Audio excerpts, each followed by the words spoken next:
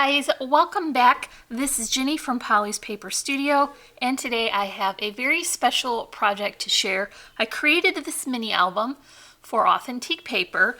I'm using the Twilight collection. This is the new Halloween collection they have this year, and let me just tell you, it is so amazing. I love it so much. All of these beautiful vintage pattern papers and images are just so amazing. So let me show you real quick how much damage I've done to this paper pad. I have really gone through it.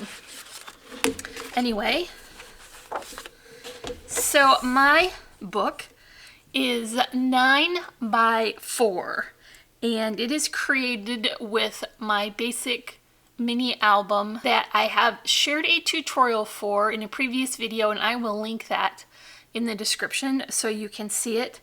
It's very good for adapting to different sizes, so you could probably make just about any size that you like with that. For the cover, I've layered many of the pattern papers here. Some are die cut into a fishtail banner shape, and then my image has that oh so sweet vintagey witch on it, and I've used a circle die just to crop out some of that background so more of my beautiful pattern papers can show. I've layered that with black cardstock, and I use that throughout the whole mini album because I think it gives it a nice consistent look. Also, there is a crisp white die cut doily, and that helps to break up the busy paper patterns. So I have also included all handcrafted flowers for this because I really wanted them to coordinate, and that is a vintagey orange color that I just wasn't able to find in a ready-made flower. So I created lots of different sizes of flowers and then created arrangements with black die-cut leaves and some glitter stars. I took a couple of the stickers off of the sticker sheet as well to further embellish this arrangement, and then a couple of sweet little holiday inspired charms here, and that completes the front cover. I've got the spine finished with the pattern papers as well, and an additional bow there for extra detail, and a bit of twine wrapped around. The back is finished with that same cute polka dot, so it's nicely finished all the way around, and it's closed up and secured with some gorgeous houndstooth ribbon. For the first set of pages, I do like to include some tip-ins that are created with the full-size journal cards because I really do like to use the full image, and I think it helps to add enough room behind that tip-in so that a lined paper can be added. So this is the antique lace, which is also a spectrum cardstock from Authentique Paper, and it's a very subtle pattern, but that line will help you to add some journaling and then keep it behind these images. So each side has that detail, and I'm still using that black cardstock throughout. I've got a couple of additional glitter stars here. I just cut that with star die and then added it, which works out to be a good addition for mini albums where you don't need to add a lot of bulk between the pages.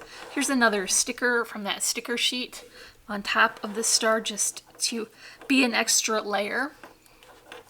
And then I just picked out some of that really cute pumpkin pattern paper and put the stripe on as well, just so that it would have a lot of different pattern going on. For the next set of pages, I created a die cut frame and added that with an additional pattern paper on top of that polka dot.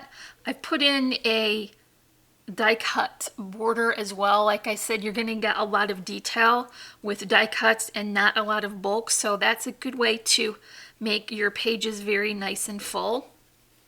Here's another sticker from the sticker sheet, and then more of those black leaves, some additional stars. This one I cut from that plaid from the pattern paper, and a couple of layered stickers. So this would be a great place to add a picture of your favorite trick-or-treater.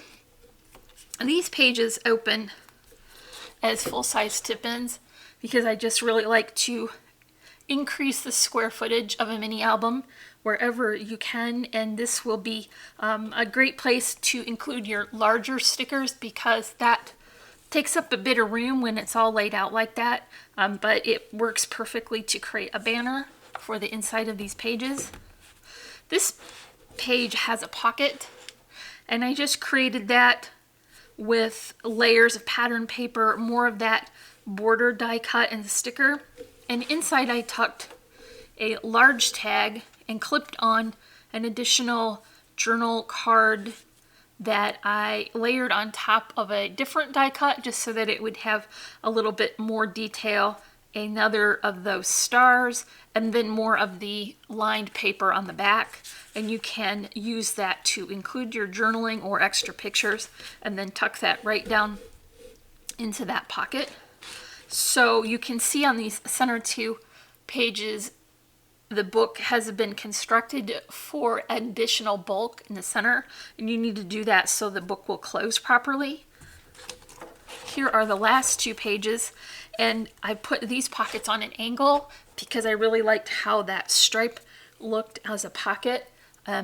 So I created some additional tags here for these larger pullouts as well, and they have images from the journal cards that I used as a focal image, and then layered on a die cut mirror frame so that it would be a nice additional layer, and then some more of those glitter stars and stickers on top of a doily. This time I cut it from black cardstock so that it would carry on the theme, and then here's just a black eyelet and twine and a clip to hold these on to these larger tags, and these pull out as well. Now there is a room inside these pockets for additional mementos and flat keepsakes if you want to tuck in extra pictures or what have you, and there is plenty of room for that as well.